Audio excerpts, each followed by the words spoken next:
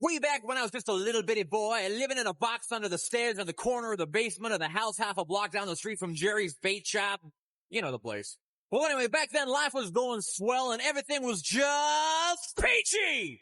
Except, of course, for the undeniable fact that every single morning, my mother would make me a big old bowl of sauerkraut for breakfast.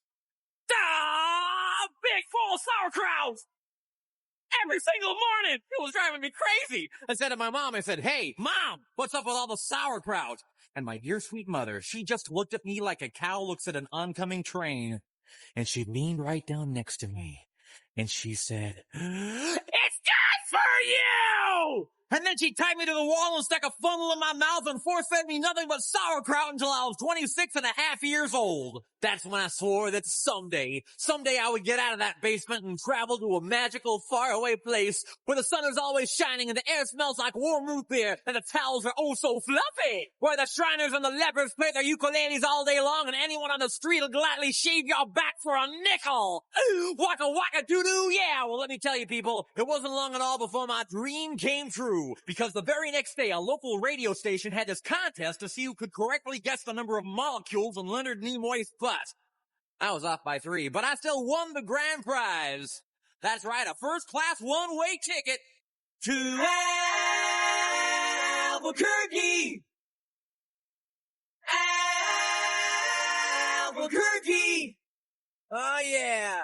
You know, I'd never been on a real airplane before, and I gotta tell you, it was really great.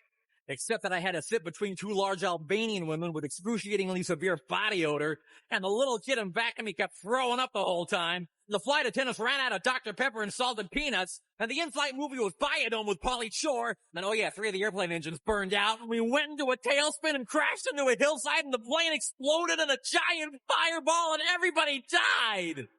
Except for me. You know why? 'Cause I had my tray table up. Had my seat back in the full upright position. Had my tray table up. And my seat back in the full upright position. Had my tray table up. And my seat back in the full upright position. So I crawled from the twisted burning wreckage. I crawled on my hands and knees for 3 full days. Dragging along my big leather suitcase and my Garmin bag and my tenor saxophone and my 12-pound bowling ball and my lucky autographed glow-in-the-dark snorkel. But finally I arrived at the world-famous Albquerque Holiday Inn where the towels are oh so fluffy and you can eat your soup right out of the ashtrays if you wanna. It's okay, they're clean. Well, I checked into my room and I turned down the AC and I turned on the Spectrovision and I'm just about to eat that little chocolate mint on my pillow that I love so very, very much when suddenly there's a knock on the door. Well, now who could that be? I say, who is it? No answer. Who is it? There's no answer. Who is it? They're not saying anything. So finally I go over and I open the door and just as I suspected, it's some big fat hermaphrodite with a flock of seagulls haircut and only one nostril. Oh man, I hate it when I'm right. So anyway, he burst into my room and he grabbed my lucky snorkel and I'm like, "Hey, you can't have that. That snorkel's been just like a snorkel to me." And he's like, "Tough." And I'm like, "Give it." And he's like, "Make me." And I'm like, "Okay." So I grabbed his leg and he grabbed my esophagus and I bit off his ear and he chewed off my eyebrows and I took out his appendix and he gave me a colonic irrigation. Yes, indeed, you better believe it. And somehow in the middle of it all, the phone got knocked off the hook. And 20 seconds later, I heard a familiar voice. And you know what it said? I'll tell you what it said. It said, "If you'd like to make a call, please hang up and try again. If you need help, hang up and then dial your operator. If you'd like to make a call, please hang up and try again. If you need help, hang up and then dial your operator in Albquerque. Albquerque. Well, to cut a long story short, he got away with my snorkel. But I made a solemn vow right then and there that I would not rest. I would not sleep for an instant until the one-nostriled man was brought to justice. But first I decided to buy some donuts. So I got in my car and I drove over to the donut shop and I walked on up to the guy behind the counter and he says, "Yeah, what do you want?" I said, "You got any glazed donuts?" He said, no, we're out of glazed donuts. I said, well, you got any jelly donuts? He said, no, we're out of jelly donuts. I said, you got any Bavarian cream-filled donuts? He said, no, we're out of Bavarian cream-filled donuts. I said, you got any cinnamon rolls? He said, no, we're out of cinnamon rolls. I said, you got any apple fritters? He said, no, we're out of apple fritters. I said, you got any bear claws? He said, wait a minute, I'll go check.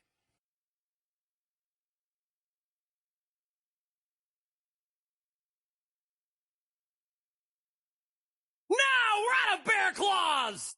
I said, well, in that case, what do you have?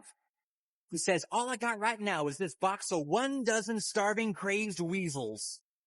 I said, okay, I'll take that. So he hands me the box and I open up the lid and the weasels jump out and they immediately latch onto my face and start biting me all over. Oh man, they were just going nuts. They were tearing me apart. You know, I think it was just about that time that a little ditty started going through my head. I believe it went a little something like this. Oh, come off me, come off me. Oh, come off. Oh, come off me. I ran out into the street with these flesh-eating weasels all over my face, waving my arms all around and just running like a constipated wiener dog. And as luck would have it, that's exactly when I ran into the girl of my dreams. Her name was Zelda. She was a calligraphy enthusiast with a slight overbite and hair the color of strained peaches. I'll never forget the very first thing she said to me.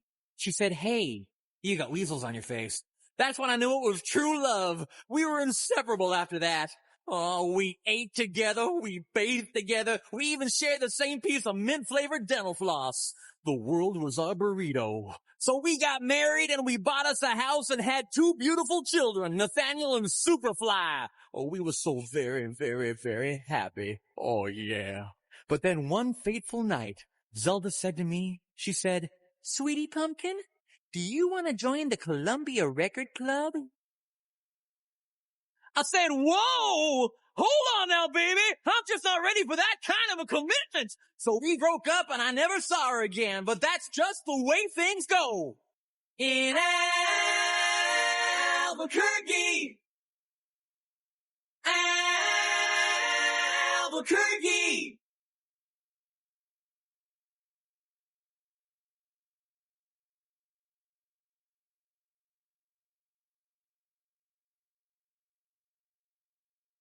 Anyway, things really started looking up for me because about a week later, I finally achieved my lifelong dream. That's right, I got me a part-time job at the Sizzler.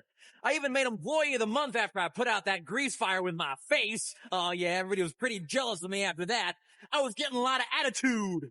Okay, like one time, I was out in the parking lot trying to remove my excess earwax with a golf pencil when I see this guy Marty trying to carry a big old sofa up the stairs all by himself. So I say to him, I say, hey, you want me to help you with that? And Marty, he just rolls his eyes and goes, no, I want you to cut off my arms and legs with a chainsaw. So I did. And then he gets all indignant on me. He's like, hey man, I was just being sarcastic. Well, that's just great. How was I supposed to know that? I'm not a mind reader for crying out loud. Besides, now he's got a really cute nickname, Torso Boy. So what's he complaining about? Say, that reminds me of another amusing anecdote. This guy comes up to me on the street and he tells me he hasn't had a bite in 3 days. Well, I knew what he meant, but just to be funny, I took a big bite out of his jugular vein, and he's yelling and screaming and bleeding all over, and I'm like, hey, come on, don't you get it? But he just keeps rolling around on the sidewalk, bleeding and screaming, ah! Ah! Ah! You know, completely missing the irony of the whole situation. Man, some people just can't take a joke, you know? Anyway, where was I?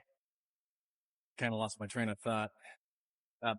Okay, anyway, I know it's kind of a roundabout way of saying it, but I guess the whole point I'm trying to make here is, I hate sauerkraut! That's all I'm really trying to say.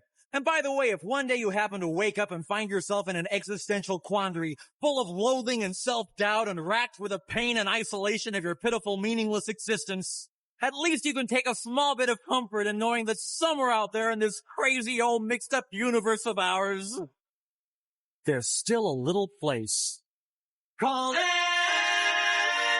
Albuquerque, Albuquerque, Albuquerque, Albuquerque, Albuquerque, Albuquerque, Albuquerque, Albuquerque, Albuquerque, Albuquerque. I said A, L, B, U, Curdy!